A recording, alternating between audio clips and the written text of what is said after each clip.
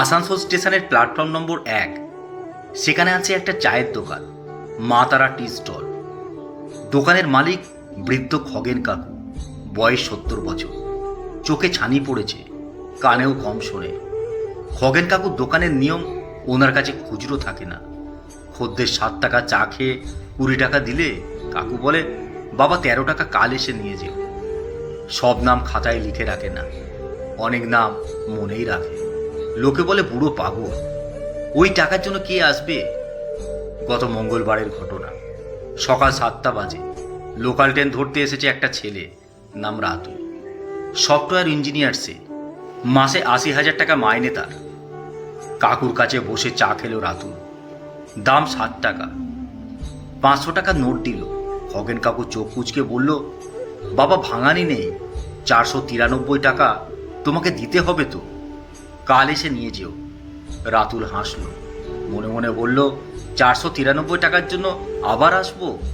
কিন্তু মুখে বলল, ঠিক আছে কাকু, কাল আসবো। না, রাতুল আসেনি, সে ভুলেই গেল। ঠিক 1 বছর পর, ঠিক আজকের দিনে রাতুল আবার স্টেশনে এলো। অনেক বিপর্যয় ঘটে গেছে তার জীবনে এই 1 বছরে। চাকরি চলে গেছে তার, লোনের চাপ মাথার ওপর, পকেটে শেষ 10 টাকা। চা খেতে এসেছে কাকুর দোকানে। খগেন কাকু আগের মতোই বসে আছে, চোখে ছানি আরও বেড়েছে। চা খেলো, দাম দিল।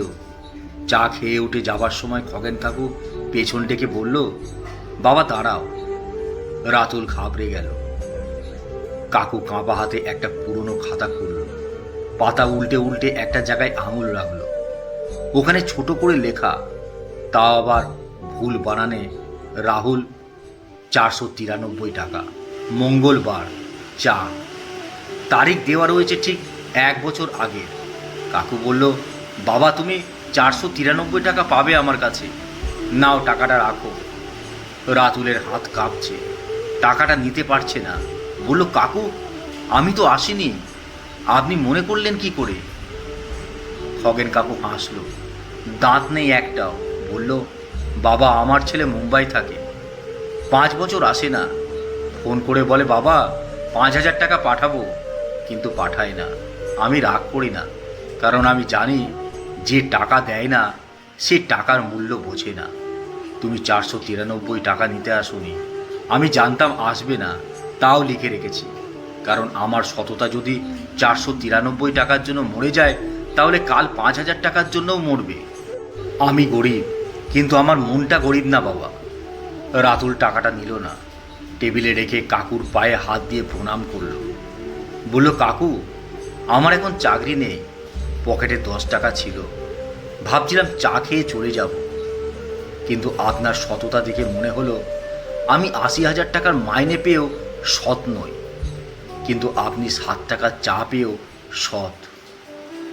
খগেন কাকু রাতুলের মাথায় হাত রাখল, বলল, বাবা টাকা চলে যায়, কিন্তু সততা থাকলে টাকা আবার আসে। আজ রাতুলের নতুন চাকরি হয়েছে, 40,000 টাকার মাইনে, আগের তুলনায় কম, কিন্তু ও রোজ সকালে সে মা তারা টি স্টলে আসে, খগেন কাকুর কাছে বসে চা খায়, কাকুর খাতার হিসেব দেখে দেয়। লোকে জিজ্ঞেস করে, রাতুল 493 টাকার জন্য এত কাজ করিস কেন? রাতুল হাসে, বলে, ভাই 493 টাকা দিয়ে খগেন কাকু আমাকে 80 লাখ টাকার শিক্ষা দিয়েছে। সততা মানে বড়লোক হওয়া না, সততা মানে রাতে আয়নায় নিজেকে মাথা উঁচু দেখে ঘুমানো। খগেন কাকুর দোকানের টিনের গায়ে এখন লেখা, এখানে চা 7 টাকা, সততা ফ্রি, ধারে পাওয়া যায় না। খগেন কাকুরা মরে যায়, তবুও সততা বাঁচিয়ে রাখে। কলমে কেয়া দাস।